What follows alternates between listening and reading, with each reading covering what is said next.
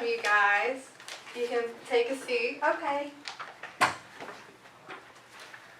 Okay, my name is Sara-Marie. I'm going to be your instructor today, and today we are learning about safe use of everyday cleaning agents. So before we begin, I'd like to know what's the name of your babies? When are you due? You can go ahead. My baby's name's gonna be Braden. I'm due next week. Next week? Wow, Oh, wow. congratulations. Yeah. How about you? My baby's name is Simba, and he's about 8 months old. 8 months old. Okay, I see you're a big fan. Yes. Okay, so we're going to start off with a few questions, and I want just to get a feel of what you guys know about safe use of cleaning agents, okay? So first question is, do you think that children are attracted to detergent products? Oh yeah, my baby likes to crawl and get in everything. Yeah? Okay, what about you? What did you think? No. No. Okay, but they are actually, because sometimes the color of detergent pops that we see, the pods, the blue, the bright green, they attract the kids' attention. So they'll like to crawl over to them if they're really young, and sometimes they can ingest them, which is very dangerous. Okay, so our next question is, do you think it's appropriate to mix different cleaning products into the same container? Well, sometimes you just need the space. Okay, alright, what do you think? Oh yeah, I like the storage in my house, in my trailer. It's not good. It's not good? Okay, but it's also not good to mix them into the same container. You know, you're mixing two products, and you have to be aware of what the warning labels say, which is what we'll be going over soon. But it's best to keep the chemical product within this container it came in, and to keep it in good space and storage. So our last question is, where do you think it's best to store cleaning products within the house? Wherever I can find space. On the floor? On the floor? Not quite. The best option for you guys as expectant mothers would be to keep the storage of cleaning products high up off the ground so that the children can't get to them and accidentally ingest them with anything. Never heard of that. Yeah, you guys ready to begin the lesson? Sure. Yeah. Awesome. So right now I'm going to pass out a couple handouts. And Oh, I love handouts. Well, good. And they will explain to you the different warning labels, caution signs, as front and back, and we'll be going through those. And I brought a few examples as well so that we can see the real-life daily use of everything and what to expect. Wow, I don't have any of that in my house. No? What do you typically use to clean with? Soap and water.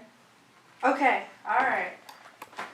So, the main thing to also be aware of is that when you have all of these cleaning items, you want to keep them stored away from food or from cutting boards. Anything you use to prepare food, you want to keep these away from because it can spread. Sometimes you can get leaks, and if it touches any of that, it can infect the food products that you've been using. Next thing I'd like to discuss is how the warning labels are presented on the products. For here you can see precaution signs at the lower bottom. Right, and if you follow along on your hand sheet, it shows you the different signs. So the fire symbol at the top is obviously an inflammable product. So if it gets next to any gasoline, So I can't smoke?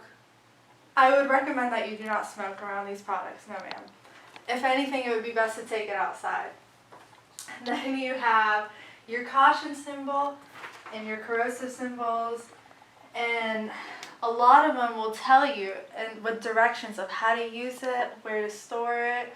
For example, this one, the acetone tank, it tells you right here. The storage place, do not store the product next to heat or open flame because it's flammable. And then you have the danger sign. And there are 3 different things to be aware of in danger. You have caution, danger, and extreme danger. Caution means that it can... Where is this on the worksheet? On the worksheet, it will be over right here. Yes, thank you. It's at the first page at the top.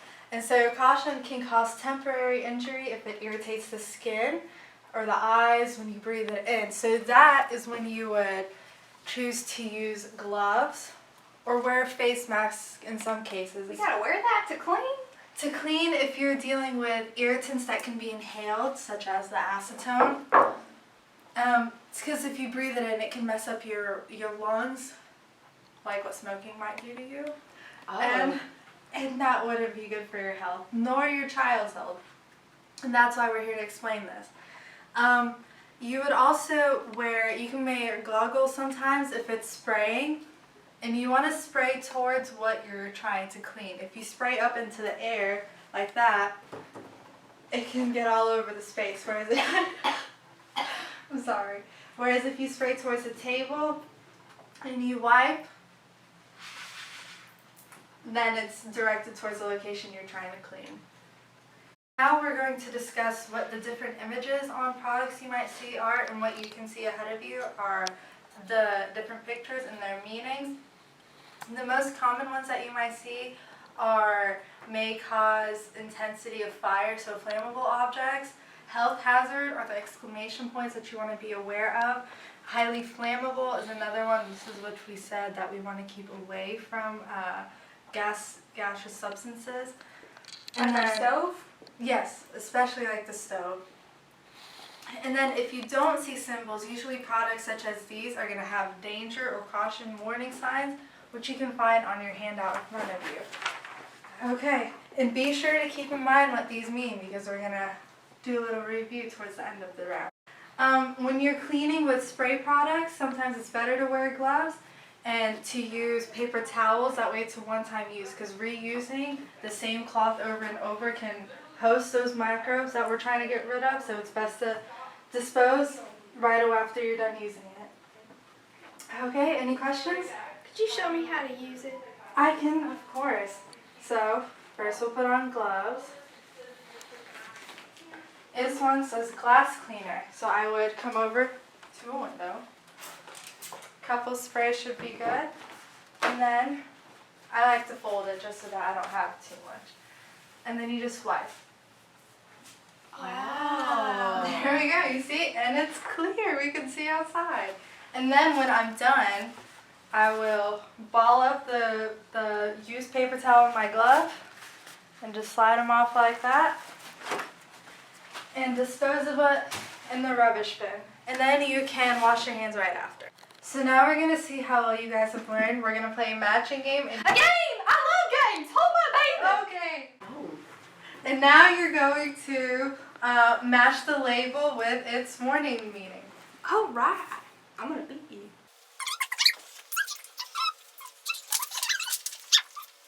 That's a 5. I can't reach. Oh, let me help you. No, that one. Oh, Thank you.